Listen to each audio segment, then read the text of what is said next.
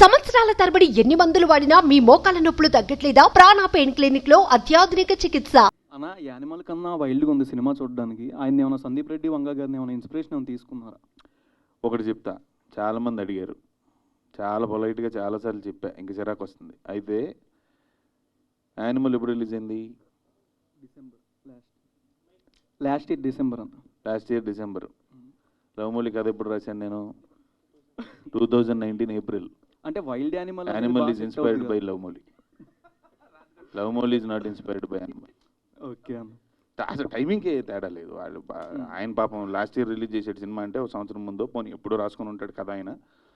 But నాకు సంబంధం లేదు. లింక్ 2019లో నేను ఎక్కడో కొండల్లోకి వెళ్ళి కథ రాసుకున్నా. ఇది 2019 నేను కథ రాసుకొచ్చిన ఐ థింక్ 1 మంత్కో ఏమో తనకి చెప్పా.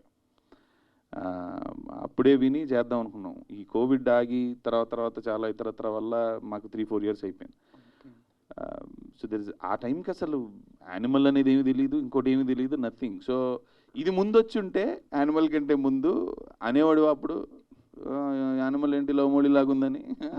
అంటే టైటిల్ వైల్డ్ యానిమల్ అని పెడితే కరెక్ట్గా సెట్ అయిపోద్దాము. కానీ అంటే నీ ఫ్యాంటసీలో ఒకేలే కానీ బట్ ఓకే అన్న. అంటే తెలుగు సినిమాల్లో ఆఫ్ జాకెట్ మీద అంటే న్యూడ్గా చూపించారు బాగా. తెలుగు ఆడియన్స్ ఎంతవరకు బాగా ఇంట్రెస్ట్ చూపించడానికి వస్తారు ఆ మూవీ చూడడానికి అని. సరే, ఇందాక అదే she asked nice question. Like ఇది వేరే లాంగ్వేజ్లో తీస్తే ఈ సినిమాలు నీష్ అంటారు, లేకపోతే భలే తీశారు బోల్డ్గా అంటారు. బ్రేవ్, వాళ్ళ ఇండస్ట్రీలో వాళ్ళు బ్రేవ్గా కథలు తీస్తున్నారు. ఇలాంటి మనవాళ్ళు ఈ అమ్మ తీరు ఎంతసేపు ఈ సోది సినిమాలు. ఇది ఆడియన్స్గా మేము అవతల కూర్చున్న సినిమాలు చూస్తున్నప్పుడు మన చుట్టుపక్కల వాళ్ళు అనే మాటలే ఇవి. మేము ఆ మాటల్లోంచి వచ్చాం. సో అవన్నీ యంగ్స్టర్స్గా సినిమాలు చూస్తున్నప్పుడు why don't we do those films? ఉంది కదా స్కోప్, బాలీవుడ్లో చేస్తున్నారు, తమిళ్లో చేస్తున్నారు, మలయాళంలో చేస్తున్నారు, మనం కూడా చేయొచ్చు కదా అంటే మనవాళ్ళు చేయరు. ఇందులోంచి వచ్చా నేను కూడా వింటానే. మనం రాసుకుంటున్నప్పుడు మరి మనమే వాగిన వాళ్ళం ఆడియన్స్లో కూర్చుని. So I wanted to write ఫ్లాంబాయింట్గా రాద్దాం, తీద్దాం. ఓకే, సెన్సార్ వాళ్ళకి వాళ్ళ జాబ్ వాళ్ళకి ఉంటుంది. వాళ్ళు సినిమా చూసినప్పుడు అరే అది నాకు కూడా ఎందుకు తీసే అంటారు డెఫినెట్గా, if it falls out of the story. కథలో లేనప్పుడు సెన్సార్ వాళ్ళు రెడ్ ఇంక్తో కొట్టి పారదొప్పుతారు. అది మనందరికీ తెలుసు. ఎలాగో ఒక్క షాట్ కూడా కట్ ఇవ్వలేదు ఈ సినిమాలో. మీరు అన్ని ఉన్నాయని ఫీల్ అవుతున్నారు కదా, మరి ఒక్కటి సెన్సార్ వాళ్ళు ఒక్కటి కూడా కట్ ఇవ్వలేదంటే ఆయన నన్ను ఒక్కటే క్వశ్చన్ అడిగాడు, నీకు ఏ సర్టిఫికేట్ కావాలని. వెళ్ళి కూర్చోగానే సార్ ప్రొడ్యూసర్లకైతే యూబై ఇస్తే బాగుంటుందన్న. యూబై అంటే 20 గంటలు ఇస్తాను, మరి ఓకేనా అన్నాడు. నేను ఏకి ప్రిపేర్ అయి ఉన్నాను.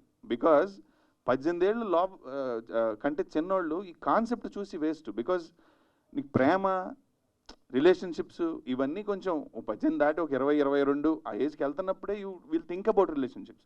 18 లోపు అసలు వీటి గురించి ఆలోచించకూడదు, చదువుకోవాలి. అది ఓకే. నవదీప్ అన్న. కానీ నాకు ఇతను చూస్తుంటే ఎందుకు అతను 16లోనే మొదలుపెట్టాడు మన డౌట్. ఉన్నాయి తీట్లా మెల్లగా తీతి అది వేరన్నా అన్న. అంటే మీరు అది వేరన్నా వైల్డ్ యానిమల్ అడుగు. అంటే మీరు 2.0 అని అంటే ఈ సినిమా చేశారు కదా, ఇప్పటి నుంచి హీరోగా ఈ 2.0 టైప్ స్టోరీలో సెలెక్ట్ చేసుకుంటారా మూవీస్? 100% అదే ఉద్దేశం. అంటే రాసేవాళ్ళు చూసేవాళ్ళు కూడా ఇదొక బెంచ్ మార్క్ అవుతుంది. సో నెక్స్ట్ కథ ఏదన్నా వచ్చినప్పుడు మేము ఇప్పుడు చెయ్యాలి, నెక్స్ట్ కథ ఏంటనేది మేము ఇద్దరం జుట్లు పీక్కుంటున్నాం రోజు. సో వైల్డ్గా అదే ఈ వైల్డ్ ఫ్యాంటసీ అంటే ఇతనికి బాగుంది. సో డెఫినెట్లీ బెటర్ ఫిల్మ్స్ చేస్తాం. డార్క్ నాగుడు వాడు పెద్ద డార్క్ నాగుడు.